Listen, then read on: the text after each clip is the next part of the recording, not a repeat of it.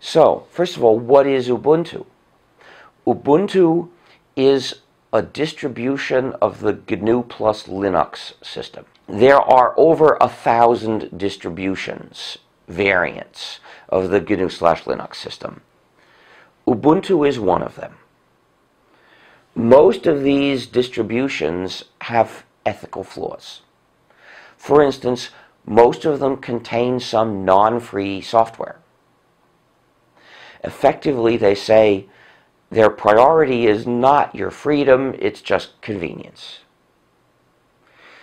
So if you install one of those non-free distros, well, you're closer to freedom than if you ran Windows or some Apple system, but you're not all the way there. But even worse, because they present convenience rather than freedom as their goal, they're teaching people not to value freedom. And by doing that, they're doing a deep form of harm to our whole community. Ubuntu is one of them. It's a variant of GNU/Linux that installs various non-free programs and proposes even more. But Ubuntu has an unusual flaw too, which is its spyware. Malicious functionalities to do things like spy on the user. Well, those are typically found in proprietary software. They're rare in free software, but Ubuntu is one example. Ubuntu has a desktop feature to search for something, and they're trying to make it an all-purpose, convenient way of searching for things. And when the user searches this way, it sends the user's search terms to Canonical, the company that makes and distributes Ubuntu. And this already is spyware.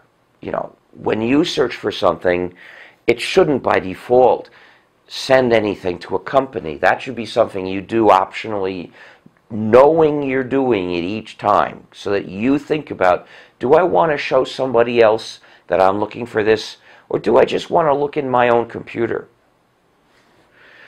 In any case, what Canonical does is, Canonical has a list of Amazon products, and it sees which Amazon products relate to those search terms, and it tells Amazon to display ads for those products on the user's computer. And since Amazon is sending those ads directly to the user's computer, Amazon gets to find out something about that user too. Namely, that user was sent these ads. Probably the user was searching for such and such. This is egregious. And we need to teach Canonical a lesson. We need to teach Canonical not to spy on its users.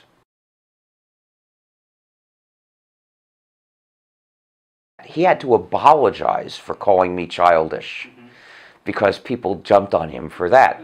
But, yeah, the point is that they didn't apologize for spying on users. Of course not. That was a business decision. And unless we push them hard, they won't change it and they won't apologize for it. Actually, I'm more concerned with whether they change it than whether they apologize for it. You know, I'm not so much interested in making them eat crow as in making them stop. Because one of the advantages that we cite for free software is the users can protect themselves from malicious features. And we can protect ourselves from malicious features in Ubuntu by changing it, by making a modified version which doesn't spy.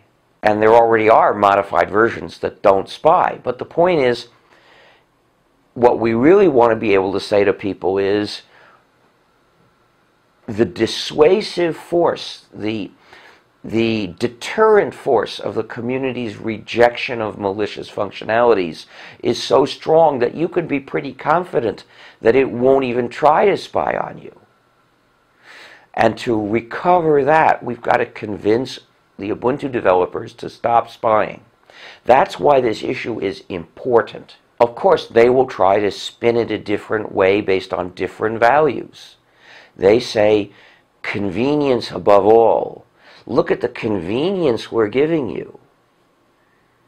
And by the way, Amazon will give us some money and we could use that to write some free programs, which in and of itself is good, but doesn't justify perverting free software. I mean, it doesn't justify something egregious. So they've got to stop it. Now, as for putting Ubuntu GNU/Linux in phones, well, I don't know what those are going to do. Maybe they'll have the same spyware feature.